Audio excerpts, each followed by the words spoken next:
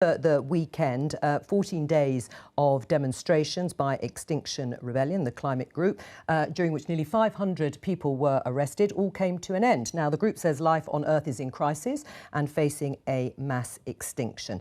We'll show you some pictures here. Protesters outside, very colourful, outside the London Stock Exchange. And we're joined now by Gail Bradbrook from the group. Gail, Extinction Rebellion have said the protests have been incredibly successful. How are you measuring that success?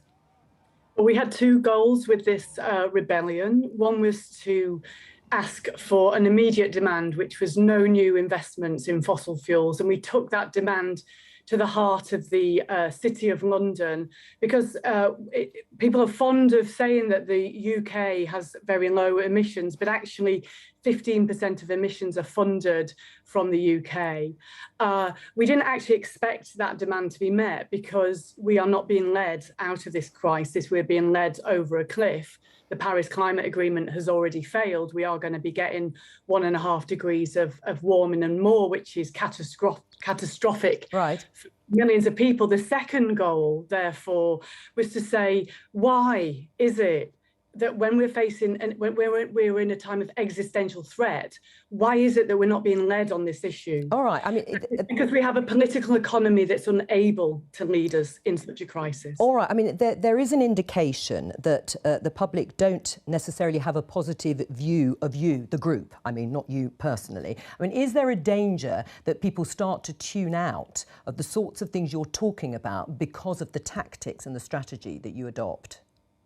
There's no evidence in that from social movement theory. It's often the case that the people that bring the message are not liked, but as we say, don't shoot the messenger. You know, the point is that 85% of the British public on average now think that we are in an emergency and it's going to affect everyone, and they're quite right.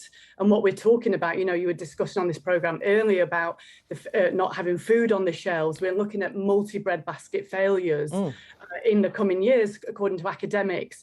People ain't seen nothing yet in terms of food shortages, and the trajectory that we're on right now, which is towards 4 degrees of warming, signals the collapse of civilization. Okay, Gail, well, let me, sorry to interrupt, let me open it up. Anita, from a communications point of view, my point about perhaps that people don't actually support Extinction Rebellion as a group because of their tactics and the disruption, but as Gail said, they don't need to be liked, they just need to get the agenda out there, which they're doing. Yes, well, I saw some YouGov polling suggesting that they were on minus 30% in terms of popularity with the public. And I think even politicians would blanch that kind of number. So I think there's two different things here. I don't think there are many people resistant to the idea of there needing to do more to tackle climate change. And I certainly think our political leaders, and actually as well as businesses, are seriously engaged in the kind of work that needs to be undertaken to tackle that. I don't think Extinction Rebellion is either drawing attention to some of the nuances of their argument. Gail, this is certainly the first time I've heard of any of those two perspectives, and I've seen Extinction Rebellion everywhere. So I think there's a distinction that needs to be made between the broad issue and whether or not these tactics are doing anything but losing popularity for this organisation. Right. Sarah, your view, as they say, they don't need to win votes. The strategy works, Gail says. Well, it's interesting, isn't it? I spent years before as an MP working in lots of different organisations where we were trying to change minds and trying to effect change, and there are different ways to do it, and protest isn't by any means the only way to do it. You have to start where people are and argue your case from their point of view as well as make the noise, but both of those things are important. Do you support the sort of protest that Extinction? Peaceful protest, Extinction Rebellion's cause, absolutely. What I would say is that having talked to, as Shadow Policing Minister, having talked to police on the ground, they're absolutely knackered. There's a lot of resources that they've had to put in place. That's not to say we shouldn't have peaceful protest, but it is to say, you know, they need a bit of support from this government. They don't need a pay freeze, and they need a bit more support in terms of numbers. So, you know, there are lots of issues at play here, but the key argument about the need to push on this government, the need to do more to impact on climate change, to put those values and those targets into action is absolutely the right one. Yeah, because, Andrew, there are robust targets from the government, but not enough of a narrative for how people are going to have to change their own personal behaviour in order to meet those targets. You haven't been honest about that. Well, I think we have been honest about it, and I think we'll see more of that over the coming months. But, you know, we shouldn't forget, we're talking right now about Extinction Rebellion and their protests. This was the first country in Europe to legislate for net to zero. We have cut our carbon emissions faster than any other country in the G7. We're hosting COP26, and we're ambitious about the agreement that we can get, because ultimately this fight, which we all agree, we need to cut our emissions and do more to fight the climate crisis. This will only be achieved by agreement at a global level. And I have to say, Extinction Rebellion, I think they do damage to the cause. Everybody on this panel agrees we need to do more, but going about their business, stopping people going about their daily business, is no way to make the case Gail? that we need to take action on climate change. Gail? So we blocked one intersection in London per day, something like that. There's 11,000 intersections in London. And what's happening is what happens to social movements, right? This is what happened with the suffragettes, propaganda. So you've had a three-pronged approach, really. You've had the police coming down super heavy on us, including violence, use of batons, punching peaceful protesters. It seems like the police's main mission was to stop us getting our message out there.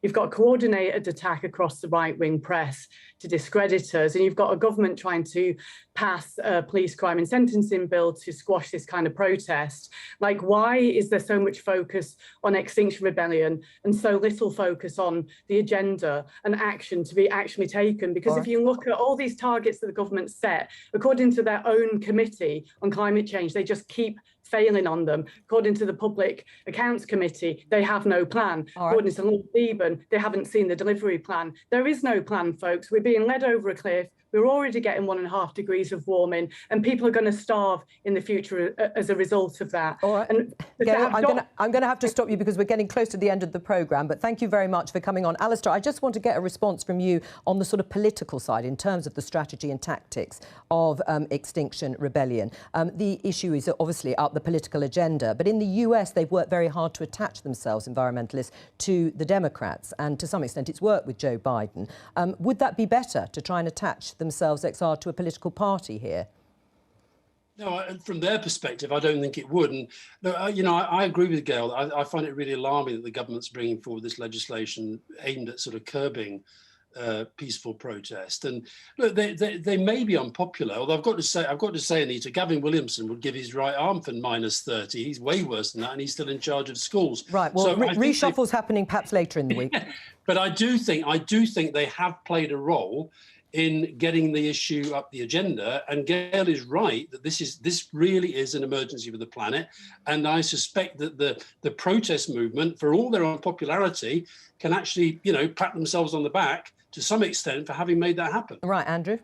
I disagree. I think they're doing great damage to their cause, and this government is taking some of the most stringent action of any government in the world in terms of combating the climate emergency, and will continue to do so. And we hope we'll get a good agreement at COP26. We take the rest of the world with us. Coming up in a couple of months. Thank you to all of you for being on the first show back, in the first term back for the autumn. That's all we have time for, though. I'll be back tomorrow at 12:15. From all of us here, bye-bye.